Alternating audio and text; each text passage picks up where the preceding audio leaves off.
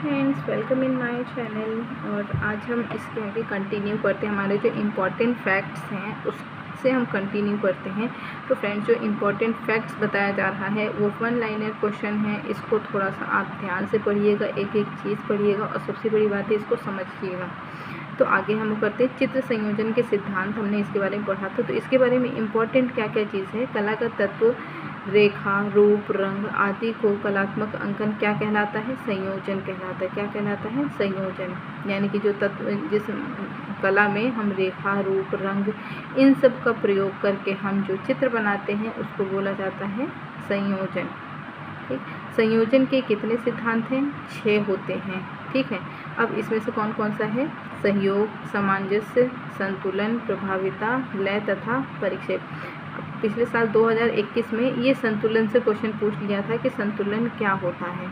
तो आप ये जो है 1 2 3 4 5 6 हैं, इसके बारे में थोड़ा सा आप समझ लीजिए कि क्या क्या चीज़ें हैं।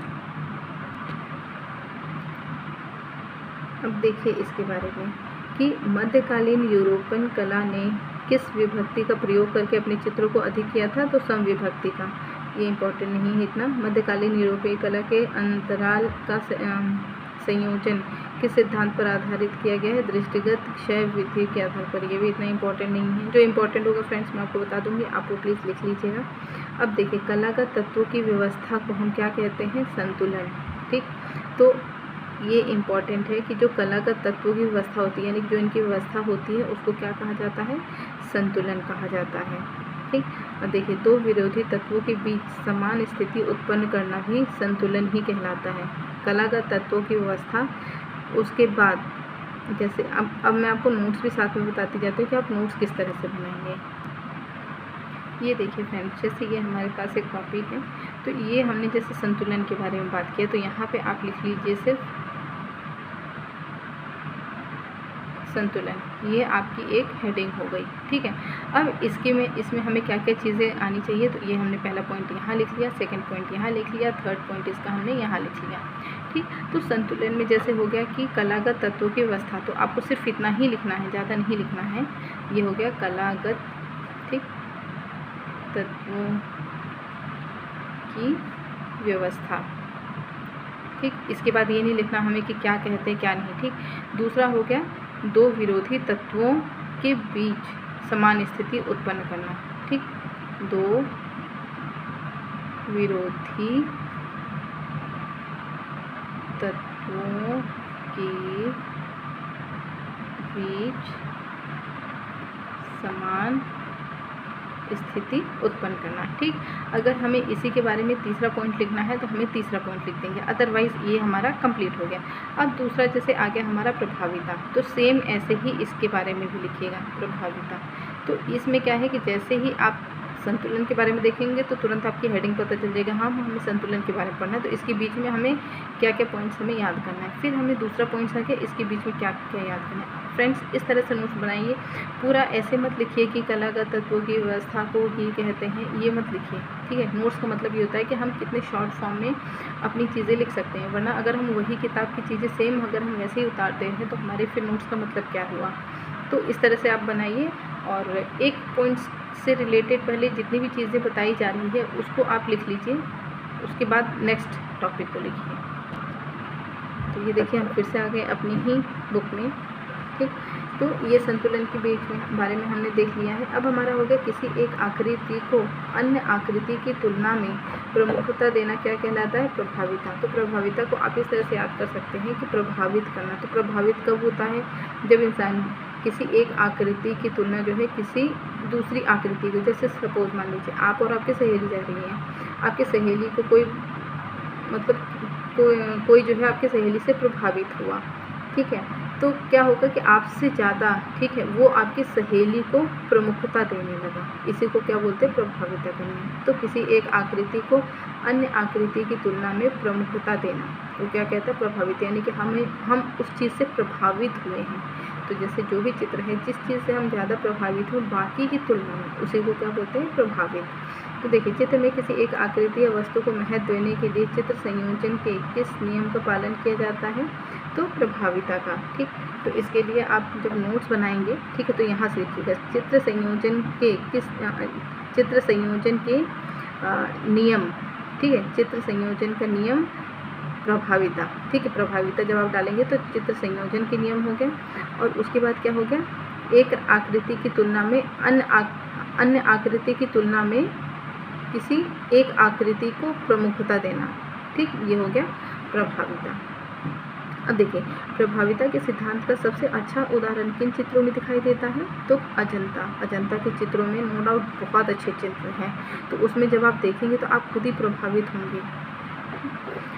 अब देखिए, सामंजस्यपूर्ण अवयवों की पुनरावृत्ति से उत्पन्न निरंतरता को क्या कहते हैं? लय। लय के बारे में फ्रेंड्स अभी तो नहीं पूछा है, लेकिन पहले पूछा जाता था लय के बारे में, तो ये भी इम्पॉर्टेंट है।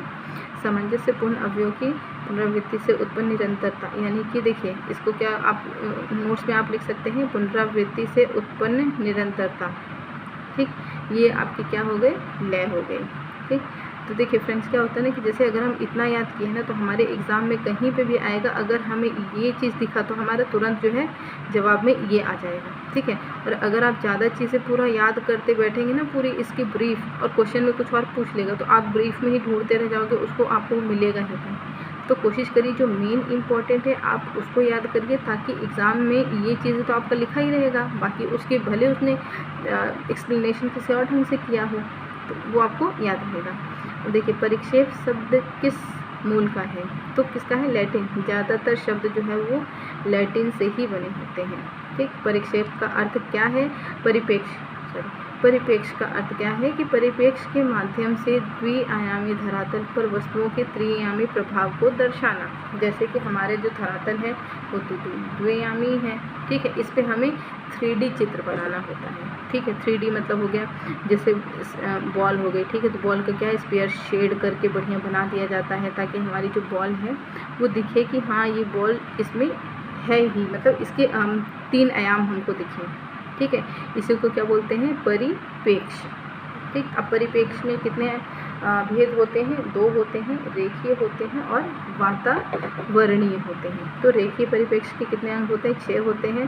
चित्रतल, स्थिर बिंदु, दृष्टि बिंदु, दृष्टपथ, क्षैतिज रेखा तथा अदृश्य बिंदु। तो जिस स्थान पर खड़े होकर कलाकार किसी दृश्य को देखता है उसे क्या कहते हैं? स्थिर। यानी कि खड़े होकर के किसी दृश्य को देखता है, जैसे पेड़ कोई देखता है तो पेड़ क्या है? स्थिर है। ठीक है, तो वो क्या हो गया? स्थिर बिंदु। अब क्या हो गया? स्थिर बिंदु को दृष्टि बिंदु से मिलाने वाली रेखा को क्या कहते हैं? दृष्टपथ। यानी कि सपोज ये हमारी आइस है, ठीक है, ये हमारा पेड़ है, तो इसके जैसे हमने इसको देखा, ठीक है, तो ये क्या हो गया? हमारा स्थिर चित्रण हो गया। लेकिन ये जो है, ठीक है, मिलाने वाली रेखा, ये क्या हो गया? दृष्टिगत पथ, यानी कि इस रास्ते से हम इसको देख रहे हैं। स्थिर बिंदु के ठीक सामने जिस बड़ी रेखा की कल्पना की जाती है उसे कहते हैं क्षैतिज रेखा। यानी कि जो रेखा हम ये रहती है इसको क्षैतिज रेखा कहते हैं। अब आ गया अदृश्य बिंदु। तो क्षैतिज रेखा के वे बिंदु जहाँ आकृति को दोनों अथवा तीनों ओर की सीमा रेखा आकर मिलती है उसे क्या कहते हैं? अदृश्य बिंदु। अदृश्य बिंदु में सीधे या करिएगा कि हमें दिखाई नहीं देती है, तो चाहे वो 3 रहे या चारों तरफ से रहे। अब देखिए, घनाकृति किसे कहते हैं? तो घनाकृति वो आकृति होती है जो वर्ग और आयतों के त्रिआयामी रूप से बनती है। ठीक है, अब घनाकृति, आपको तो घनाकृति तो पता ही है, ये हमारा घन है, ये हमारा 3D स्ट्रक्चर हो जाएगा, इसमें ऐसे करके कुछ इसी तरह से रहता है। ठीक है, तो ये हमारा 3D स्ट्रक्चर हो जाएगा, यानी कि हमें इसकी लेंथ भी दिख रही है, हमें इसकी ब्रेड्थ भी दिख रही है और हमें इसकी हाइट भी दिख रही है। ठीक, अब देखिए घनाकृति के अंतर्गत क्या क्या आता है। अब देखिए, घनाकृति मतलब जितने भी हमारे रेक्टेंगल शेप के रहेंगे या फिर क्यूब शेप के रहेंगे, ठीक है, वो सारे हमारे, जैसे भवन भी हमें दिखती है, मतलब 3 शेप्स रहेंगे हमारे, इसकी लंबाई भी रहेगी, चौड़ाई भी रहेगी, ऊंचाई भी रहेगी। तो भवन, पुस्तक, ईंट, संदूक, साबुन, डिब्बा, ये सारे हो गए। किसी निश्चित कोण से वस्तु को देखने पर उसमें जो लघुता आती है उसे क्या कहते हैं? उसे कहते हैं स्थिरजन्य लघुता। हालांकि आज तक पूछा नहीं गया, लेकिन फिर भी माइंड में थोड़ा सा इसको देख लीजिएगा। अब दर्शक को घन के कितने तल दिखाई देते हैं? जाहिर सी बात है, घन के 3 तल ही दिखाई देंगे, लंबाई, चौड़ाई और ऊंचाई दिखाई देगी। ठीक। माध्यम एवं प्रविधि, अब ये हमारा हो गया दूसरा टॉपिक, ठीक। ये टॉपिक, पहला टॉपिक तो हमने कला के बारे में देख लिया है। अब हम माध्यम एवं प्रविधि में क्या देखेंगे, कितनी मतलब इसमें कौन कौन सी तरह से हम कलर के लिए हम क्या क्या चीज़ें यूज़ कर सकते हैं, क्या क्या चीज़ें इंपॉर्टेंट है। अभी तो हमने ये देख लिया कि कला को कैसे कैसे बनाना है, ठीक है। अब इसके लिए उपयोग क्या करना है, तो नेक्स्ट वीडियो में हम इसी के लिए चर्चा करेंगे, माध्यम एवं प्रविधियाँ के बारे में। तो इसके अलावा और भी जो हमारे इम्पोर्टेंट पॉइंट्स हैं, ठीक है, उसके बारे में हम इसी में पढ़ेंगे। ये इम्पोर्टेंट पॉइंट्स में आते हैं। आपको जो चीज़ें इसमें से समझ में नहीं आ रही, प्लीज़ आप मुझसे कमेंट करके कोई भी टॉपिक होगा आप मुझसे पूछ सकते हैं। मैं आपको पूरा ब्रीफ वीडियो उसके लिए बना के दूँगी कि हाँ इसका मतलब ये होता है, ठीक। तो आज के लिए इतना ही, मिलते हैं नेक्स्ट वीडियो में।